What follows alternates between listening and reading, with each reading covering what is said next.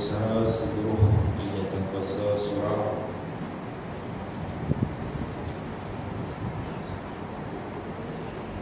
yang dikasihi dan dirahmati oleh Allah Subhanahu wa taala, tuan dan puan muslimin dan muslimat yang dirahmati dan dikasihi oleh Allah Subhanahu wa taala. Alhamdulillah,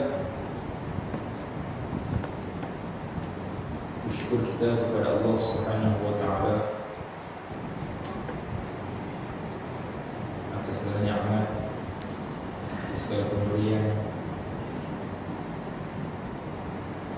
atas segala apa yang telah dikurniakan kepada kita. Bermula daripada kita diberi peluang untuk hidup di atas dunia ini sampai hari ini.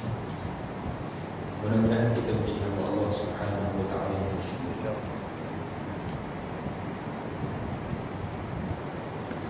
Alhamdulillah, kita telah membicarakan satu tajuk yang sangat penting dalam kehidupan kita, yang mana ramai di kalangan manusia mengambil indah tidak indah, tidak mengetahui bahawa perkara ini satu perkara yang penting dalam kehidupan untuk mendapat rahmat dan juga keberkatan daripada Allah Subhanahu wa taala.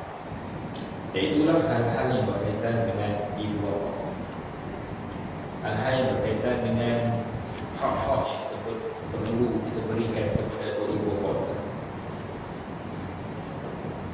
Kadang-kadang kita tahu kita perlu buat baik kepada ibu bapa kita, tapi kita tak tahu bagaimana cara yang diperintahkan oleh syarak untuk kita berbuat baik ataupun kita menghormati ibu bapa. Jadi kita buat itu hanya berdasarkan kepada apa yang kita rasa dapat. Kita rasa benda itu baik pada pandangan kita, kita buat. Dan kadang-kadang kita buat satu perkara yang kita rasa pada pandangan kita baik ataupun tak ada masalah, tapi pada pandangan syarak dia adalah perkara yang bermasalah. Jadi sebab itulah kita kena belajar, kita kena tahu apa yang disebut oleh ulama, apa yang disebut oleh baginda Nabi sallallahu alaihi wasallam berkenaan dengan hal-hal yang berkaitan dengan ibu bapa. Jadi alhamdulillah sekarang ni kita masih lagi dalam bab itu, dan insya-Allah kita akan masuk kepada satu bab yang lain pada malam ini. Kita baca pada bab yang terakhir daripada bab dua ibu bapa ini, iaitu bab ma jaa fi haqqil walidain. Bab yang telah datang ia pada menyatakan hadis yang membicarakan akan kepunyaan dua ibu bapa atas anak, hak ibu bapa ke atas anak-anak. Ini bab yang terakhir insya-Allah. Baik, qala al-musannif rahimahullah ta'ala wa nafa'ana bihi wa bi'ulumihi fid darain amin. Kata Syekh Ahmad Izdi Idris Al-Marbawi rahimahullah ta'ala dalam kitabnya Bahrul Mazi,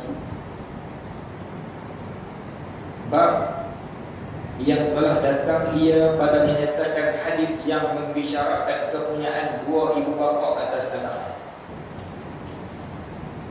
Ketahuilah kiranya ya saudara, kata musannif, dalam kitab dia semua disebut saudara, disebut peringatan kepada kita yang dianggap sebagai saudara seagama, adalah kepunyaan dua ibu bapa atas anak itu banyak sangat, dan telah lalu setengah daripadanya seperti wajib atas anak-anak itu menurut apa perintah ibu bapanya, dan menjauhkan apa tegahnya, dan jangan kecil hatinya, dan wajib memeliharanya.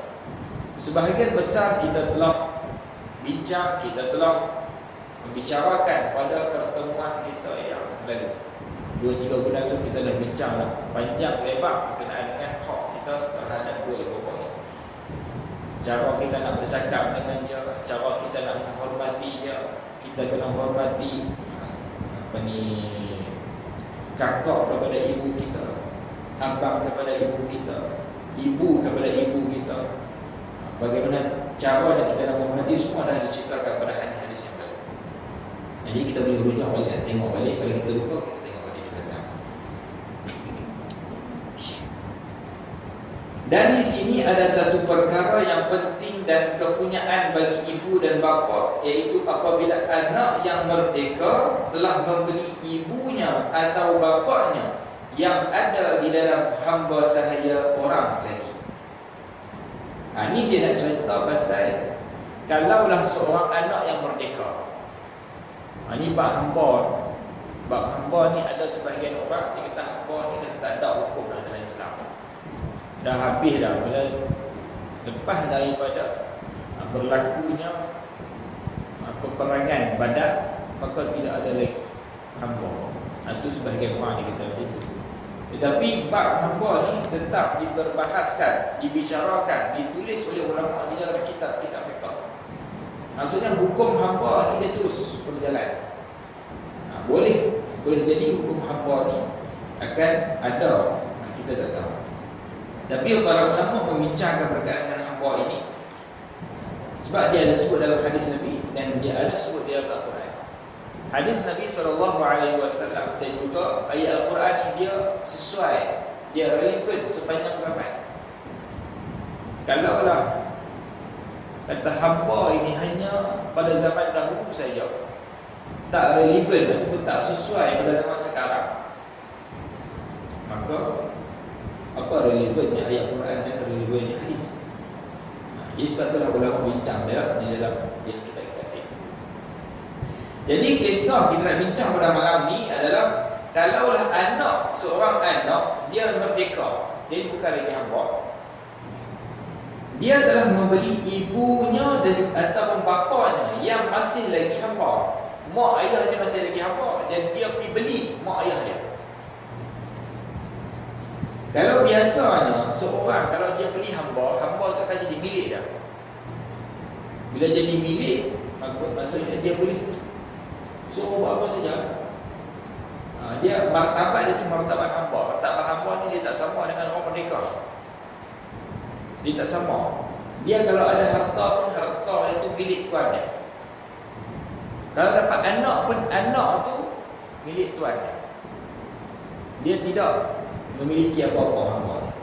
Buat kerja, dapat duit tu milik tuan. Kemudian dia bersetubuh dengan tuan dia, dapat anak tu disebahkan kepada tuan. Itu hamba. Jadi kalaulah seorang hamba ini, seorang yang merdeka beli ibu atau bapa dan seorang hamba, maka jadi merdeka ibu atau bapa yang dibeli itu dengan semata-mata beli. Kalau kita nak bebaskan, contoh macam Sayyidina Abu Bakar As-Siddiq radhiyallahu ta'ala anhu, dia nak membebaskan Sayyidina Bilal bin Rabah radhiyallahu ta'ala anhu yang disiksa ketika itu. Dia beli dengan tujuan untuk membebaskan Sayyidina Bilal. Seperti itu juga Nabi SAW tolong Sayyidina Salman Al-Farisi buat kerja tanam pokok kurma. Kenapa? Untuk membebaskan Sayyidina Salman Al-Farisi daripada hamba untuk dimerdekakan. Maksudnya kalau kita memiliki seorang hamba, kita boleh merdekakan. Tapi syaratnya kita kena merdeka. Dia tak dia merdeka dengan beli. Contoh kita beli seorang hamba, dia jadi milik kita. Bila kita kata aku merdekakan engkau, maka baru dia merdeka. Itu dia punya sepatutnya macam tu. Tetapi dalam bab anak dan juga bapa ni ataupun ibu bapa, kalau anak tu merdeka, beli ibu bapa dengan semata-mata beli saja, terus merdeka. Itu hak istimewa ya ibu bapa. Beli terus dilepaskan daripada hamba. Tak perlu dia kata dia boleh beli, okay, aku bebaskan ibu bapa aku. Itu dia punya hukum dia. Tidaklah berhajat kepada apa lafaz memerdekakan, tak perlu lafaz. Dan jadilah anak itu membalas ihsan ibu dan bapa. Maka dia dikira telah membalas kebaikan yang dilakukan oleh ibu bapa dia dan telah membayar kepunyaan bapa dan ibunya, memelihara dari kecilnya dan menzahirkannya ke dunia. Seolah-olah dia telah membayar. Mak dia telah melahirkan dia ke dunia dan membesarkan dia, memberi kasih sayang. Dengan semata-mata dia beli ibu bapa dia tu, dengan beli itu menyebabkan mereka merdeka, maka seolah-olah dia telah menebus segala kebaikan yang dilakukan oleh dua ibu bapa dia bermula daripada dia dilahirkan ke dunia. Maksudnya pahala membebaskan hamba yang besar. Besar bukannya pahala yang kecil-kecil, pahala yang sangat besar yang disediakan oleh Allah SWT.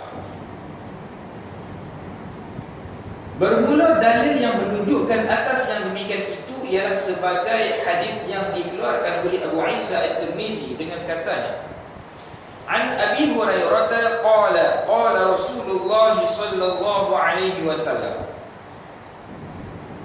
la yajzi waladun walidan illa an yajidahu mamlukan fayashtarihu fayatiqahu.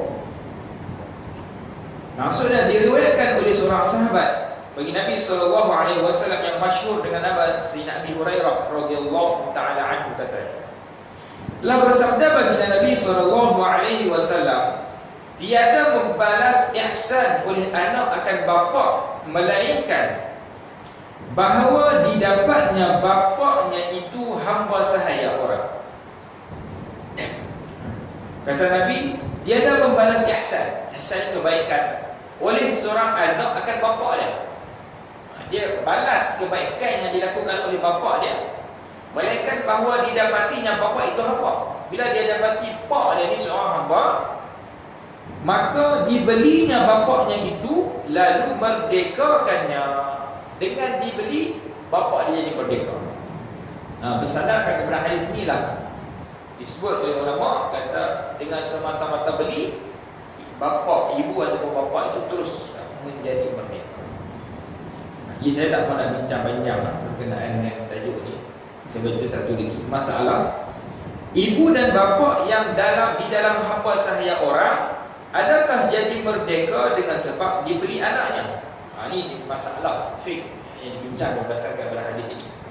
Kata Imam An-Nawawi rahimahullahu ta'ala di dalam syarah Sahih Muslim, dan telah bersalah-salahan ulama pada jadi merdeka kerabat apabila kena milik mereka itu, maka kata ahli zahir, tiada merdeka seorang daripada mereka itu dengan semata-mata milik, bahkan tak dapat tiada daripada menghendaki memerdekakan. Ini kata Imam Nawawi rahimahullah ta'ala. Berbeza pandangan di kalangan ulama, adakah merdeka kerabat ini ketika mana dia jadi milik mereka itu, milik kepada kerabat yang lain. Jadi kata ahli zahir, tidak merdeka seorang daripada mereka itu dengan semata-mata milik. Bila beli jadi milik, tak jadi merdeka lagi. Kata ahli zahir, tidak kena merdeka. Bila kita beli, kita kata aku kena merdekakan kamu, baru dia merdeka. Sama ada milik bapa atau anak, sama ada yang beli itu bapa ataupun anak, maka dia tetap kena merdekakan. Itu mengikut pandangan sebahagian daripada ulama. Dan mengambil hujah mereka itu dengan mafhum hadis yang tersebut di dalam masalah itu, berdasarkan kepada hadis yang di atas tadi ini. Bila disebut fayatiqahu, maka memerdekakannya. Dia ambil daripada situ. Maksudnya kena beli, jadi milik, kena merdeka, baru merdeka. Adapun pandangan sebahagian ulama yang lain mengatakan tak perlu semata-mata beli, telah menjadi merdeka akan kerabat ataupun dua ibu bapa tersebut. Wallahu a'lam. Ada perbahasan yang panjang lagi di bawah ni. Saya tak mau baca. Sebab abang hamba ni dia nampak yang kita tak boleh nak imagine. Nak imagine tak boleh hidup pening pada dia ni kan. Jadi sekadar tu, sekadar basic. Maksudnya hamba ini adalah satu sistem yang wujud dalam Islam. Kalau ada orang yang kata hamba ni adalah satu benda yang tak perlu kita bincang, tak perlu, tidak ada dalam Islam, salah. Sebab dia disebut oleh Nabi dan disebut dalam ayat. Baik, kita baca pada bab yang seterusnya, bab ja'a fi qati'atir rahim. Fi qati'atir rahim. Bab yang telah datang ia pada menyatakan memutuskan rahim. Ini bab menyatakan memutuskan rahim. Kita tengok apa yang dimaksudkan dengan rahim itu. Kata musannif rahimahullahu ta'ala, ketahuilah kiranya ya saudara, memutuskan rahim itu haram dan ialah satu maksiat yang besar. Memutuskan rahim. Maka makna memutuskan rahim itu yakni memutuskan kasih sayang atau memutuskan pertalian bersaudara-mara. Yang dimaksudkan dengan memutuskan rahim ini adalah memutuskan pertalian, hubungan yang terjalin di antara seseorang manusia dengan seorang yang lain, pertalian bersaudara-mara. Saudara-mara, orang yang ada hubungan, diputuskan hubungan tersebut. Itu yang dimaksudkan di sini. Maka siapa-siapa memutuskan rahim itu, nescaya Tuhan putuskan daripada rahmatnya dan kebaikannya. Siapa yang memutuskan silaturahim, maka Allah Subhanahu wa ta'ala akan memutuskan dia daripada rahmat Allah Subhanahu wa ta'ala. Rahmat Allah ini luas. Allah bagi rahmat ini bukan sekadar kepada orang Islam. Seperti mana disebut dalam kalimah Bismillahirrahmanirrahim, dengan nama Allah yang Maha Pemurah ataupun yang amat murah sifatnya Allah. Allah Subhanahu wa ta'ala sangat pemurah kepada seluruh makhluk, tak kira lah benda hidup ke, benda mati ke, orang Islam ke, orang beriman ke, orang tak beriman ke, kafir ke. Allah Subhanahu wa ta'ala bagi rahmat semua. Kalaulah tidak dapat rahmat Allah Subhanahu wa ta'ala, nescaya kita ni saja tak boleh hidup. Yang kedua, kita tidak akan mendapat nikmat-nikmat kesenangan yang diberikan oleh Allah Subhanahu wa ta'ala. Kita tengok orang bukan Islam. Orang bukan Islam kaya orang kita. Duduk dalam negara Islam, negara umat Islam, tapi orang bukan Islam lebih kaya daripada orang Islam. Kalau bukan dengan rahmat Allah Subhanahu wa ta'ala, orang kaya, orang bukan Islam, dia tak boleh mengecapi apa pun nikmat Allah. Tapi Allah bagi. Rahim Allah ini yang bersifat umum, luas kepada semua.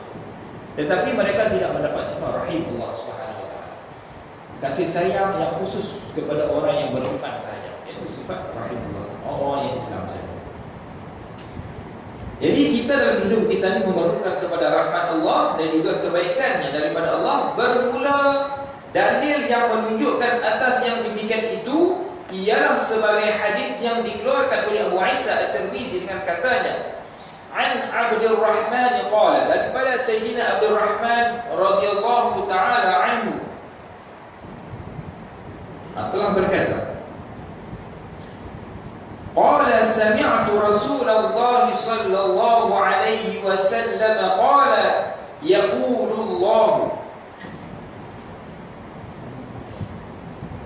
Diriwayatkan oleh seorang sahabat bagi Nabi sallallahu alaihi wasallam yang namanya Abdul Rahman, sabdanya, katanya, aku telah mendengar akan Rasulullah sallallahu alaihi wasallam bersabda, yaqulullahu, Allah Subhanahu wa ta'ala berfirman, anallahu, Allah berfirman, aku Allah, anallah,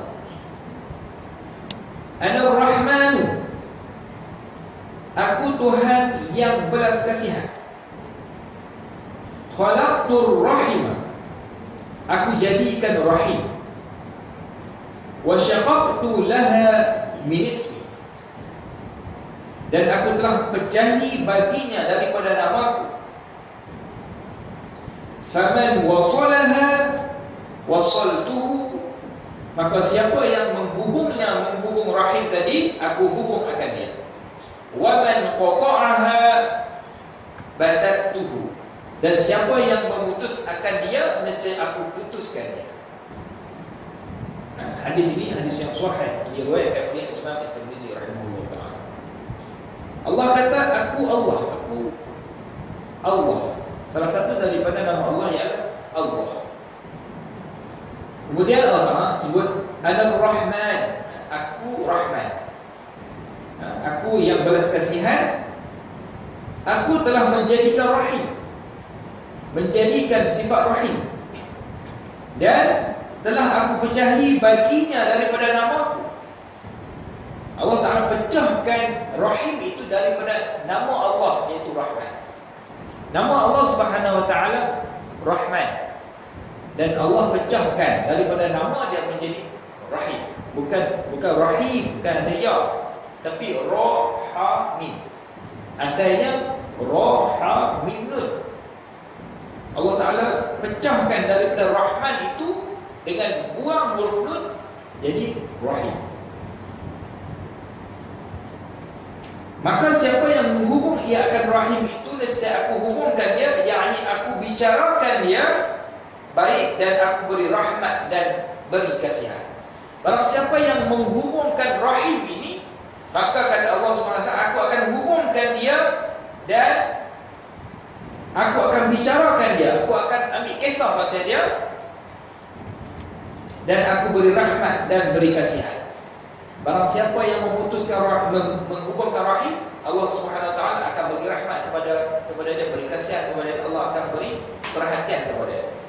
Dan siapa-siapa yang memutuskan akan rahim, nescaya aku putus akan dia, tidak aku perkasihankan dia, dan tidak aku beri rahmat dan kasihan. Allah Subhanahu Wa Taala Maha memberi kasihan kepada hamba-hamba. Allah lebih kasih, lebih sayang kepada kita ni, lebih daripada ibu bapa sayang kita. Allah sayang kepada makhluk dia, kepada hamba dia lebih daripada ibu bapa tu sayang kepada seorang anak. Kita sayang anak tu sayang sungguh dah. Orang nak marah anak kita pun kita boleh marah balik. Orang tibai anak kita, kita marah orang yang tibai walaupun anak kita salah. Cikgu putih sikit dah. Cikgu banyak, cikgu putih sikit dah. Balik tengok, uish, berbekas anak aku kena putih. Biba report balik, tak ada orang kata macam cikgu. Tu sayang. Sayang kat anak macam tu. Tapi Allah Subhanahu Wa Taala lebih sayang kepada hamba dia ni 70 kali lebih sayang daripada ibu bapa ataupun ibu yang sayang kepada anak. Jadi siapa yang memutuskan rahim, memutuskan hubungan persaudaraan, hilangnya kasih sayang daripada Allah Subhanahu Wa Taala. Allah tak sayang kepada dia, Allah tak beri rahmat kepada dia. Okey ya? Kita ni mengharapkan rahmat daripada Allah Subhanahu Wa Taala, mengharapkan belas kasihan daripada Allah Subhanahu Wa Taala. Kita nak masuk syurga pun dengan rahmat Allah. Kita nak selamat daripada azab pun dengan rahmat Allah. Kalau kita lari daripada rahmat Allah, apa yang nak menyelamatkan kita daripada azab Allah Subhanahu Wa Taala? Kalau kita lari daripada rahmat Allah, apa yang nak menyelamatkan kita daripada api neraka Allah Subhanahu Wa Taala? Sebab itulah rahmat Allah ni penting. Kita kena sentiasa mengharapkan rahmat Allah Subhanahu Wa Taala. Kita kena rasa dia penting. Jadi bila kita anggap rahmat Allah itu penting, maka kita akan menjaga hubungan silaturahim. Sebab Allah Ta'ala kata, barang siapa yang memutuskan silaturahim, dia telah terhalang daripada mendapat rahmat aku. Jadi tak dapat, tidak kita nak dapat rahmat Allah Subhanahu Wa Taala, kita mesti menghubungkan silaturahim. Tak boleh kita nak memutuskan silaturahim. Baik, kita tengok lagi. Kata Abu Isa At-Tirmizi rahimahullahu ta'ala, dan pada bab ini ada riwayat daripada Abi Sa'id dan Ibni Abi Aufa dan Amir bin Rabi'ah dan Abi Hurairah dan Jabir. Katanya hadis ini ialah hadis yang sahih. Hadis yang sahih yang diriwayatkan daripada para sahabat yang nama disebutkan tadi. Masalah memutuskan rahim itu bagaimana rupanya? Ini persoalan-persoalan yang ditimbulkan oleh musannif daripada Syekh Muhammad Idris Al-Marbawi. Dia nak bagi kita mudah faham daripada hadis yang dibacakan tadi, bagaimana rupanya yang kata memutuskan silaturahim ni macam mana? Apa benda memutuskan silaturahim ni? Jadi dia buat persoalan dan dia jawab. Jawab, memutuskan rahim itu seperti kamu ada bersaudara. Kita ada saudara, adik beradik. Dan ibu bapa, ada ibu bapa. Maksudnya orang yang ada hubungan dengan kita, perkalian dengan kita. Tidak kamu indahkan mereka itu. Ini rupa ataupun keadaan orang yang memutuskan silaturahim. Kita cek tengoklah kita ni ada tak dalam kategori yang disebutkan ni. Kalau kita termasuk dalam kategori yang disebutkan ini, maka kita salah seorang daripada orang yang memutuskan silaturahim. Walaupun mungkin kita rasa dah apa. Tapi kita tengok. Katanya yang pertama, tidak kamu indahkan mereka itu. Tak indahkan saudara kamu, tak indahkan ibu bapa kamu, maka termasuk orang yang memutuskan silaturahim. Sakitnya kamu tidak pedulikan.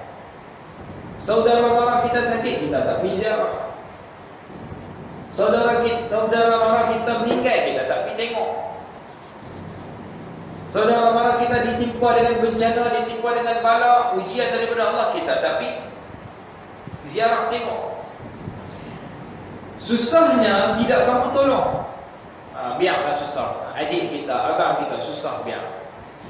Hidup meminta sedekah, hidup tak ada rumah, tak ada tempat tinggal, biar.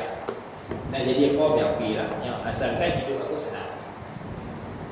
Ini dikira sebagai silaturahim, memutuskan silaturahim. Kedatangannya kepadamu tidak kamu muliakan. Kalau dia main kat kamu, dia main rumah kamu, nak tumpang kamu ke, nak minta ihsan kamu ke, kamu tak muliakan dia, buat tak kisah saja. Diberinya kamu apa-apa yang halal tidak kamu terima. Bagi apa-apa yang baik dekat kita, mungkin kita tengok benda tu tak ada nilai di sisi kita, kita tak mau terima. Ditegurnya tidak kamu sanggup. Diajaknya muafakat atas jalan yang harus pada syarak dan adat, kamu tak mahu. Tengok kat WhatsApp, lama tak jumpa, Assalamualaikum abang, adik ke, kakak ke, apa abang, tak jawab. Tengok ada kali, tak jawab. Telefon tak angkat. Kalau kita sibuk sampai tak sempat, tak perasan, tak apa. Tapi kalau kita nampak dia hantar mesej kat kita, dia hantar WhatsApp kita, dia telefon kita, kita buat tak reti, buat tak tahu. Dibagi kita termasuk dalam golongan yang disebut di sini. Bila diajak untuk muafakat atas jalan yang harus pada syarak dan adat, kamu tak mau. Ajak, kalau ada masalah apa-apa, kita diajak untuk duduk sama-sama berbincang mencari jalan penyelesaian, kita tak mau. Hendak ditolong bantunya kamu atas patutnya kamu tidak mahu. Dia nak tolong kita, nak bantu kita pada perkara-perkara yang patut dia bantu, kita tak mahu. Ia berlemah lembut dengan kamu, maka kamu berkeras-keras dan sombong serta membesarkan diri. Dia main nak buat baik dengan kita, nak menghubungkan silaturahim dengan kita, kita tak mahu. Mungkinlah pun kita ni ada jabatan sikit, kita ni kedudukan kita tinggi sikit.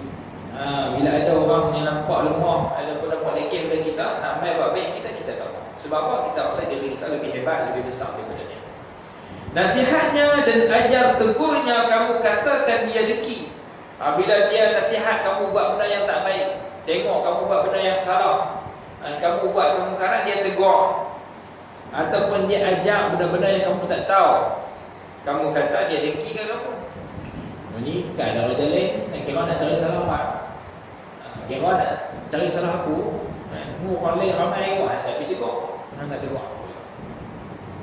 Padahal kita, kalau ada adik-adik kita yang tak sembahyang, kita kena risau.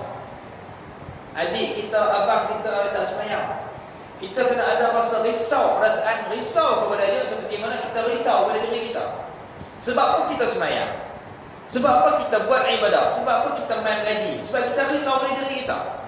Aku ni kalau tak sembahyang, nanti masuk dalam kubur jadi macam mana? Aku ni kalau tak mengaji, nanti bila bertemu dengan Allah, nanti macam mana nak jawab? Buat ibadah ni betul ke tak betul? Allah Ta'ala terima ke tak terima? Kita risau pada diri kita. Sebab tu kita main mengaji, sebab tu kita main sembahyang. Kalau ada adik-adik kita, saudara-mara kita yang ada hubungan dengan kita tak melakukan perintah Allah Subhanahu, kita kena ada perasaan risau dekatnya. Kita kena tegur dia. Kalau tak boleh tegur cara tepat, kena tegur cara lembut.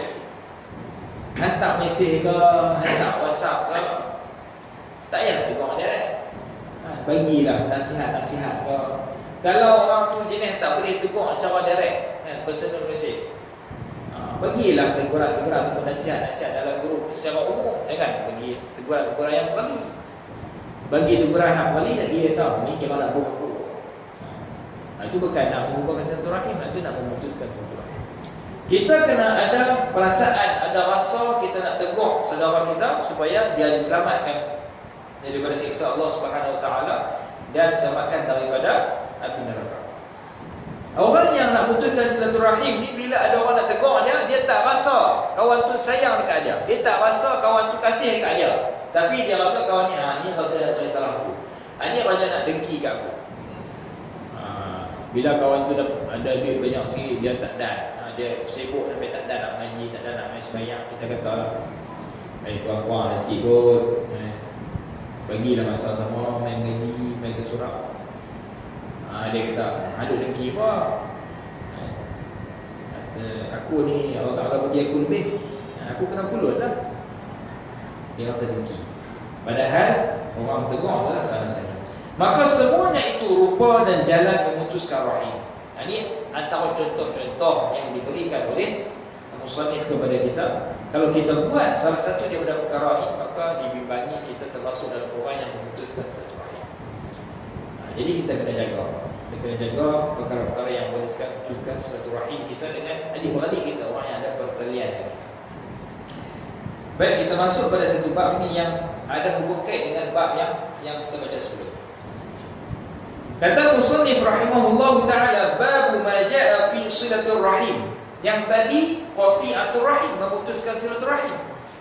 Bab yang seterusnya, bab yang telah datang, ia pada menyatakan menghubungkan rahim. Tadi putih, tadi hubung.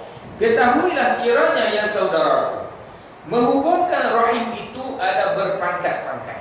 Ada berpangkat-pangkat ni maksudnya ada dia punya kategori-kategorinya. Ada level-level dia. Setengah orang menghubungkan itu dengan berbalas-balas, yakni orang ini pedulikan orang ini dan orang ini pedulikan orang ini. Maksudnya apa? Yang pertama, orang yang menghubungkan silaturahim ini dia ada tindak balas.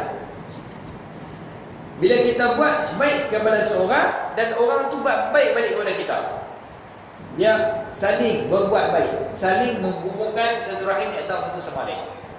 Kawan ni buat baik dekat dia dan dia buat baik balik kat kawan tu. Ini yang pertama. Dan setengah orang tiada berbalas apabila seorang itu menghubungkan rahim, maka yang seorang ini tiada membalasnya. Dan satu kategori lagi, orang yang tiada berbalas apabila seorang itu hubung rahim. Dia ni bila ada orang lain main nak hubungkan silaturahim dengan dia, dia tak balas. Ni sebahagian orang. Maka yang seorang itu tiada membalasnya.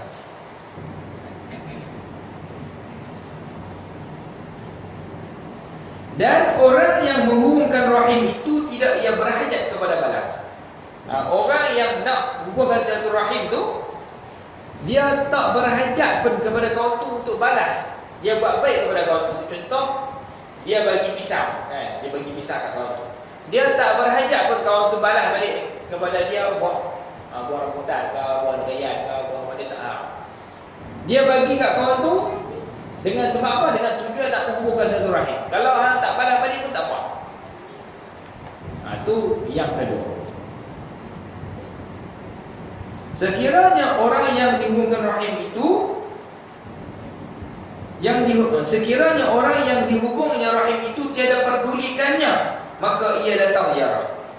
Bila dia nak hubung silaturahim, kawan tu tak peduli. Dia kata sekiranya kawan tu, sekiranya orang yang dihubung rahim itu tiada perdulikannya, maka ia datang ziarah. Kalau kawan tu buat tak kisah dekat dia akan pergi ziarah kawan tu. Dan menolong, dia akan tolong kawan tu walaupun kawan tu tak balas apa kebaikan yang dia buat.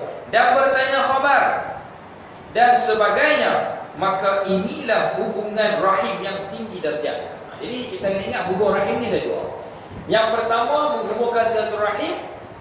Bila kita hubung silaturahim dengan seorang tu, dia balas balik. Okey, ni yang pertama.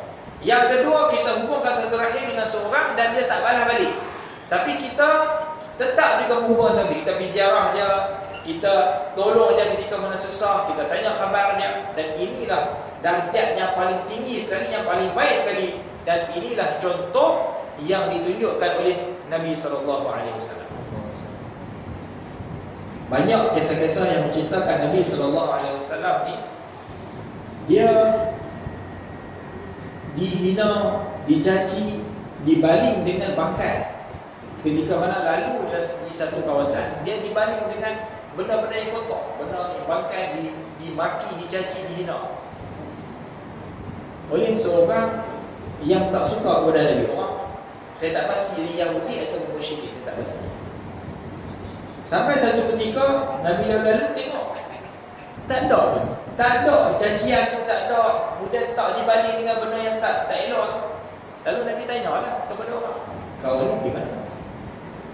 Lalu dia beritahu kepada Nabi SAW, kata kau ni sedang sakit. Lalu Nabi SAW pergi ziarah dia. Nabi pergi tu sebab apa? Dengan tujuan untuk menghubungkan silaturahim dan juga untuk berdakwah supaya dia masuk Islam. Akhirnya masuk Islam. Sebab apa?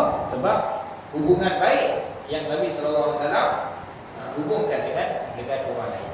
Ini bukan adik-adik, tapi orang yang lain. Ini lebih tinggi lah martabatnya.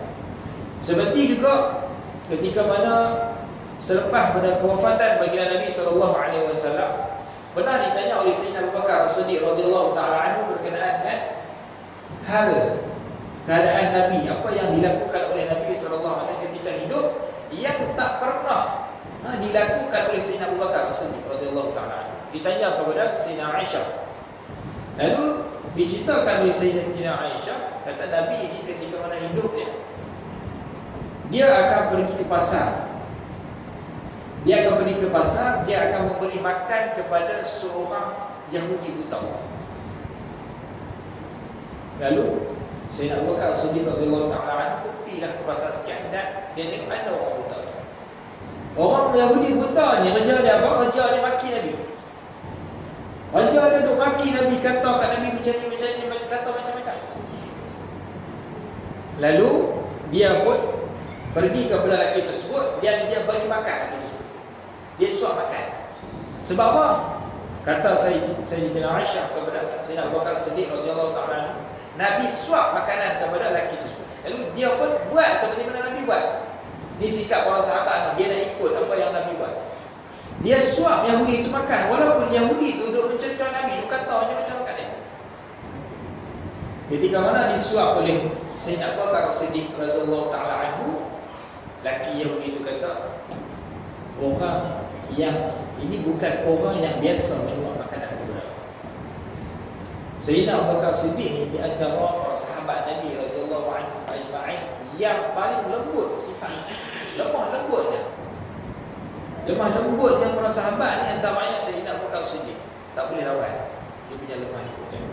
Itu pun dikata oleh Yahudi itu, orang yang menyuap makanan kepada aku setiap hari ni lebih lembut lagi ataupun lebih sopan lagi cara dia daripada cara Sayyidina Abu Bakar Siddiq radhiyallahu anhu. Dia boleh kenal sampai tahu tu, maksudnya apa? Maksudnya Nabi memang selalu ziarah dia, tu bagi makan kat dia. Sampai dia boleh kenal cara suap pun dia boleh kenal. Walaupun macam tu, Nabi tetap datang ziarah, bagi makan. Nabi tak datang suap makan. Maka ketika itulah diberitahu oleh Sayyidina Abu Bakar As-Siddiq radhiyallahu taala, orang yang telah menyuap makanan kepada kamu adalah orang yang kamu sedang cari. Orang yang sedang kamu maki adalah baginda Nabi sallallahu alaihi wasallam. Akhlak yang ditunjukkan oleh Nabi sallallahu alaihi wasallam. Kita kalau orang maki kita tak tahu apa kita buat. Bukan kata orang lain, yang tadi ni orang Yahudi, orang yang tidak beriman, orang yang tidak kenal Islam. maki kita, maki Nabi, kata dekat Nabi, tapi Nabi tetap buat ni. Kita ni tuan-tuan dan puan rahmati Allah Subhanahu Wa Taala. Jangan kita orang bukan Islam. Cuba orang adik-beradik kita, abang kita, adik kita, orang sedarah, sedaging dengan kita. Cuba main kata oleh orang kita, agak-agak jadi macam mana? Orang zakat barang boleh bertetak, bertakik boleh jadi sebab apa? Sebab mulut tak tahan dengan cacian, makian dan sebagainya. Mungkin kita tegur adik-beradik kita, ni awak yang tak tutup aurat ni. Kita tegur dia sekali lah, dia maki kita berkandak-kandak. Tobat dah, tak pergi ziarah dah rumah dia. Aku takkan pergi dah rumah dia sampai bila-bila. Sebab apa? Sebab kita tegur dia, tak semayang ke, tutup aurat ke. Dia kata kita maki. Tu adik-beradik.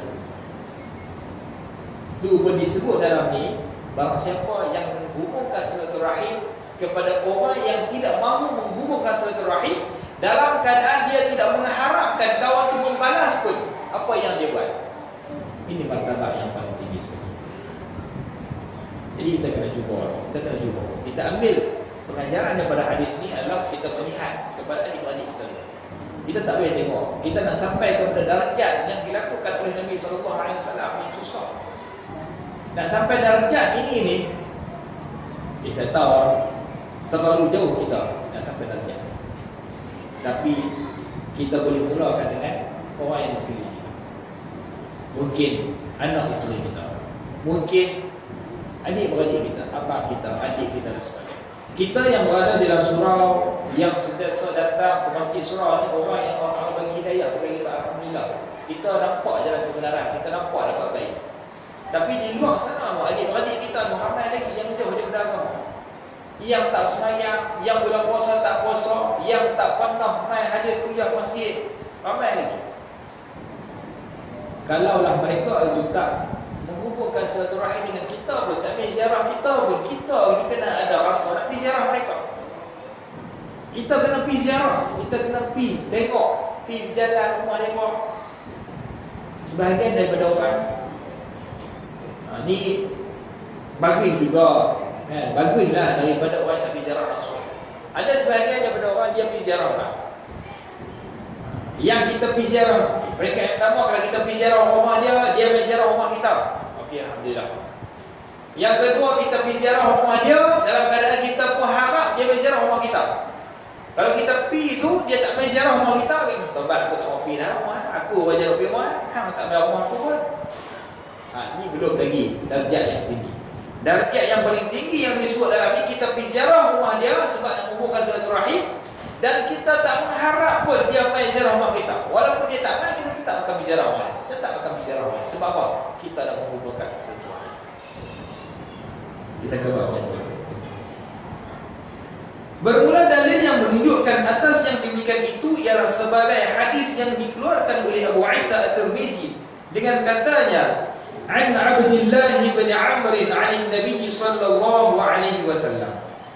Daripada Sayyidina, daripada seorang sahabat Nabi sallallahu alaihi wasallam namanya Abdullah bin Umar radhiyallahu taala anhuma, an Nabi sallallahu alaihi wasallam qala, daripada Nabi sallallahu alaihi wasallam telah bersabda, ya laisal wasilu bil mukafi'i, kata Nabi, tiada dinamakan orang yang menghubungkan rahim yang kamil itu dengan berbalas-balas. Walakin al-wasil alladhi idza qata'at rahimuhu wasalaha. Kata Nabi, seperti apabila orang ini ziarah akan dia, maka dibalasnya ziarah. Dan tetapinya orang yang menghubungkan rahim yang kamil itu ialah orang yang apabila putus rahimnya dihubungnya. Kita tengok apa yang dimaksudkan di sini. Dalam hadis ini Nabi kata tidak dinamakan orang yang menghubungkan rahim yang kamil. Kamil ini yang sempurna. Dinamakan kita sebagai menghubungkan silaturahim. Bila kita pergi ziarah rumah seorang, kemudian dia pergi ziarah rumah kita, itu dinamakan menghubungkan silaturahim. Tetapi maksud Nabi ni yang kamil, yang sempurna, yang paling tinggi darjatnya. Tidaklah hubungan silaturahim kami itu dengan berbalas-balas. Kita pergi rumah dia, dia main rumah kita. Seperti apabila orang ini ziarah akan dia, maka dibalas ziarah. Bila seorang tu dia pergi ziarah, maka orang akan balas ziarah dia. Dan tetapinya orang yang menghubungkan rahim yang kamil itu, kata Nabi SAW, ialah orang yang apabila putus rahimnya dihubung. Bila orang tak mau main rumah dia, tak main ziarah dia, tak tengok dia, dia pergi ziarah kawan. Itu yang kamil, yang disebut oleh Nabi SAW. Kata Abu Isa At-Tirmizi rahimahullahu ta'ala, daripada bab ini ada riwayat daripada Salman dan Sayyidatina Aisyah dan Abdullah bin Umar. Katanya lagi, bermula hadis ini hasan lagi sahih. Masalah rahim dan maknanya ialah puncak anak dalam perut ibu. Ni masuk rahim. Rahim itu tempat dikandungkan anak dalam perut tu, maksudnya rahim. Orang Melayu pun panggil rahim kan? Rahim. Arab panggil rahim. Bagaimana terupa pada kita menghubungkannya hingga dinamakan silaturahim? Bagaimana rupa yang kata bila hubungkannya dinamakan silaturahim, menghubungkan rahim? Apa dia? Nak jawabnya, makna rahim itu yakni kandungan atau puncak anak dalam perut ibu. Itu maksud rahim. Hubungkan rahim adalah hubungkan puncak anak dalam perut. Boleh faham? Hubungkan puncak anak dalam perut. Apa dia? Dan boleh bermakna rahim itu dengan makna qarabat. Ini kata ulama lah, ini penafsiran ulama, dengan maksud kerabat, adik-beradik. Maka makna yang pertama, jadilah silaturahim itu perhubungan kandungan anak dalam perut ibu. Jadi makna yang pertama tadi yang dikatakan puncak dalam perut kan, dengan rahim dengan makna puncak dalam perut tadi ini, dengan makna silaturahim itu menghubungkan kandungan anak dalam perut ibu. Apa dia? Menghubungkan kandungan anak dalam perut ibu. Ini saya cerita. Dan makna yang kedua, jadilah silaturahim itu perhubungan kerabat. Jadi dua benda disebut oleh musannif, penulis kitab ni. Yang pertamanya menghubungkan kandungan anak dalam perut ibu. Itu yang pertama. Yang menghubungkan silaturahim itu adalah menghubungkan kandungan anak dalam perut ibu. Makna yang kedua, menghubungkan hubungan kerabat, menghubungkan hubungan adik-beradik. Baik, masalah perhubungan rahim dengan makna perhubungan kandungan dalam perut itu, bagaimana kita boleh erti? Kita nak erti macam mana? Apa dia yang dikatakan menghubungkan kandungan anak dalam perut ibu ni? Apa dia? Musannif tolong jawab dekat kita. Bukankah boleh kita misalkan dirimu dengan saudaramu itu ada satu ibu? Ni kata, musannif kata, kita contohkan diri kita dengan saudara kita, dengan adik kita, dengan kakak kita, dengan abang kita. Ada satu ibu. Kita ada satu ibu, kan? Kita, adik, kak, abang semua ni satu ibu. Kerana keluar dari dalam kandungan yang satu. Kita semua ni, adik-beradik semua ni keluar daripada satu kandungan, iaitu kandungan perut ibu, rahim ibu. Semua keluar daripada rahim ibu, rahim yang sama. Apakala kita pandangkan satu tempat itu, nampaklah berkumpul, tiada bercerai-cerai. Bila kita dah duduk luar semua, kan? Bila dah semua pakat dah keluar, semua pakat duduk rumah masing-masing, semua pakat dah ada keluarga sendiri, tak nampak dah. Tak nampak yang kita ni asalnya duduk tempat yang sama. Tapi bila kita kembali balik, kan, kita ada 5 orang adik-beradik, kita kembali balik tengok, padu kita kat mana? Perut ibu. Semua keluar pada perut yang sama, keluar pada perut yang sama. Jadi sebab itulah dinamakan silaturahim, menghubungkan rahim balik. Menghubungkan yang dah duduk di luar, menghubungkan berdasarkan kepada rahim ibu yang satu. Itu makna yang pertama. Maka apabila ada engkau serta saudaramu keluar daripada tempat satu, janganlah masing-masing berpecah-pecah pada makna. Bila kita daripada tempat yang satu, kita dah keluar, janganlah kita berpecah-pecah. Kita kena ingat boleh kita berasal daripada tempat yang satu. Biarlah seperti berkumpul dan bersatu sebagai dalam perut satu. Maka jikalau demikian itu bernamalah silaturahim. Maksud musannif, bila kita ingat balik kita ni berasal daripada rahim, kita menghubungkan balik hubungan kita di antara satu sama lain, maka dinamakan hubungan tersebut sebagai silaturahim, menghubungkan rahim, menghubungkan kandungan ibu dalam perut. Itu maksudnya yang kita rahim-rahim. Itu yang pertama. Baik, yang kedua apa dia? Masalah perhubungan qarabat dan mengenalnya. Jadi makna yang kedua tadi dia kata apa? Menghubungkan silaturahim itu adalah menghubungkan qarabat, hubungan adik-beradik. Hubungan adik-beradik. Bukannya apa ni adik-beradik si ibu sebapa saja. Tapi menghubungkan qarabat, orang yang di sekeliling dengan kita. Kata musannif, ya saudaraku, qarabat artinya kehampiran pada turun-temurun.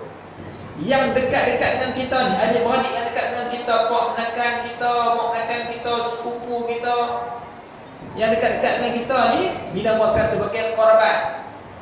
Qarabat dalam bahasa Arab ataupun kerabat. Kita kaum kerabat, dia sebut kaum kerabat ni adik-beradik lah, orang yang dekat dengan kita. Maka iaitu bukankah seorang dari kamu itu asalnya daripada ibu dan bapa? Bukankah sejak daripada kita ni asalnya daripada satu ibu dan bapa? Kemudian dia kata apa lagi? Begitu juga dua ibu bapamu asalnya daripada nenek kamu. Okey, kita ni daripada dua ibu bapa kita. Atas kita ni dua ibu bapa. Dua ibu bapa kita ni berasal daripada nenek kita, dua atas nenek kita. Dan pandang pula ke bawah, iaitu anakmu asalnya daripadamu, lagi isteri hingga pada cucu. Tengok atas, tengok mak ayah kita, mak ayah kita daripada nenek kita. Kemudian kita pula ada anak, tengok bawah kita, anak kita itu daripada kita. Maksudnya dia ada hubungan pertalian di antara satu sama lain. Sampailah kepada cucu cicit bawah semua. Maka semuanya asal yang satu dan berangkai-rangkaian. Asalnya semua daripada nenek. Nenek turun keluar ibu bapa kita, ibu bapa kita keluar kita, kemudian daripada kita keluar anak-anak kita. Maksudnya dia berhubungan, berangkaian di antara satu sama lain. Dan berkait-kaitan hingga jadi sebagai satu pohon yang rendah. Daripada satu dia pecah-pecah rendah, jadilah seperti mana satu pohon yang rendah. Asalnya daripada pangkal yang satu, iaitu rahim yang satu.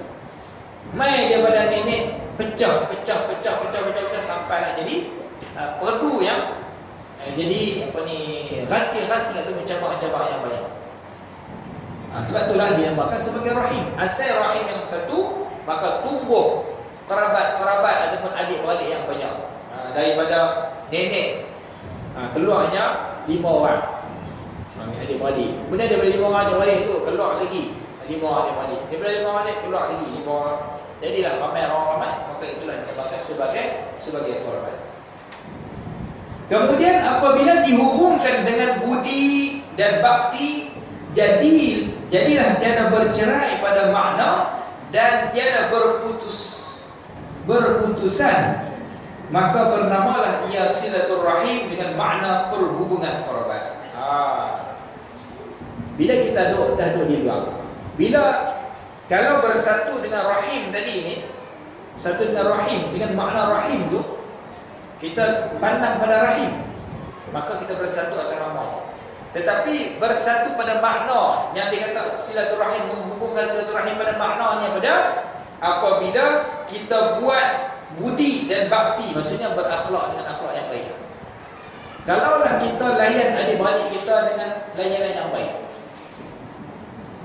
buat menakan kita layan dengan baik, anak menakan kita layan dengan baik, sepupu sepapat kita layan dengan baik, adik-beradik kita layan dengan budi, dengan pekerti yang baik, dengan akhlak yang baik, dengan bakti yang baik, maka dia akan menghasilkan hubungan silaturahim. Dia akan menjalinkan hubungan di antara satu sama lain dengan baik. Kalau orang duduk kelai sebab harta pusaka, pakat berkelahi. Padahal tanah tak banyak ataupun padahal duit dah banyak dah. Rumah sewa, rumah beli sampai 2-3 biji dah. Kereta pun sampai berbiji-biji dah. Tapi disebabkan tanah yang sikit tu berkelahi, bermasam muka, memutuskan silaturahim di antara adik-adik. Maka orang yang begini tidak dinamakan orang yang menguburkan silaturahim.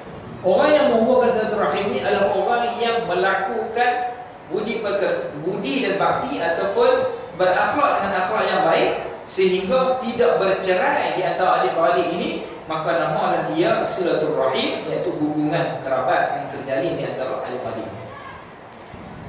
Baik, masalah menghubungkan rahim itu bagaimana rupanya?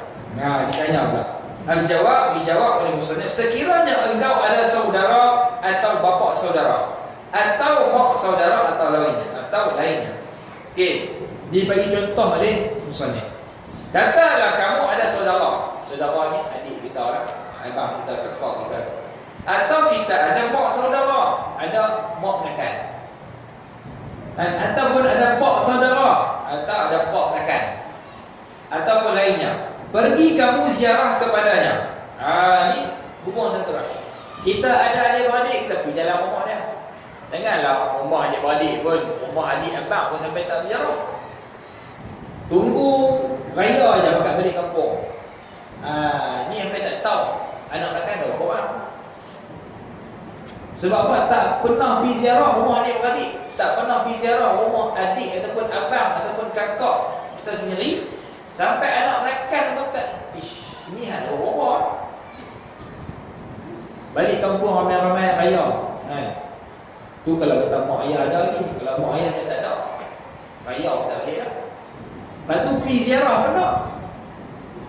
Bila ada time cuti sekolah, kita lebih suka bawa anak-anak kita pergi bercuti. Apa ni, macam-macam lah ni, lain banyak kan. Legoland juga benda lagi. Dia macam-macam lah, tempat-tempat peranginan, tempat-tempat main cocok-cocok. Asal cuti ya berjalan, Bagus dah, jalan tu bawa nak menghubungkan hubungan kekeluargaan yang antara anak dengan ibu bapa. Sebab bila anak dah pergi sekolah, ibu bapa pun kerja, tak ada masa dengan anak sebagainya. Bila cuti waktu tu lah nak hubungkan silaturahim. Bagus dah. Tapi ada satu masalah yang berlaku pada kita pada zaman sekarang ni adalah kita tak suka nak ziarah rumah adik-beradik kita. Adik kita, abang kita dan sebagainya. Ini kena buat sabar. Memang sangat-sangat sedih lah. Bila kita tengok ni sangat-sangat sedih lah. Kadang-kadang kita pergi ziarah rumah mereka tu, dia masih ada sikap lagi. Sikapnya tak baik lah. Macam saya lah, kita pergi ziarah, kita pergi ulang-ulang kali kita pergi. Sebab apa? Kita ingat adik-adik kita gitu. Tapi situasi yang berlaku pada zaman sekarang ni adalah orang dia tak suka, orang adik-adik pun tak suka pergi. Tak suka, walaupun duduk dekat, tak suka nak ziarah hubungkan silaturahim. Jadi kata musannif ni, yang pertamanya kita kena ziarah dulu. Paling dekat adik-adik kita.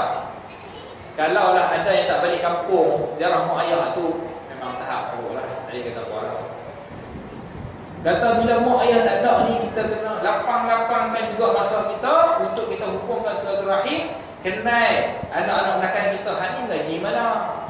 Hak ni kahwin ke tak lagi? Hak ni ada anak berapa orang? Kita kena tahu kita anak orang.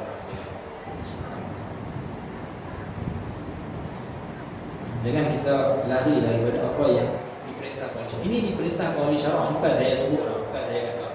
Saya sebut ni sebab memang berlaku, situasi itu berlaku dalam masyarakat berlaku. Saya sebut ni supaya kita buat benda tu dengan sebab syarak. Sebab syarak suruh kita. Pergi kamu ziarah kepadanya, maka demikian itu menghubungkan rahim namanya. Bertanya sakit demamnya, menghubungkan rahim namanya. Tanya sakit apa. Kadang-kadang kita tak tahu kawan ni operation, masuk buat dah berapa, kita tak tahu. Bertanya apa khabar anaknya, menantunya, menghubungkan rahim namanya. tanya ni menantu duduk mana, orang mana, tinggal di mana, cucu apa orang ada.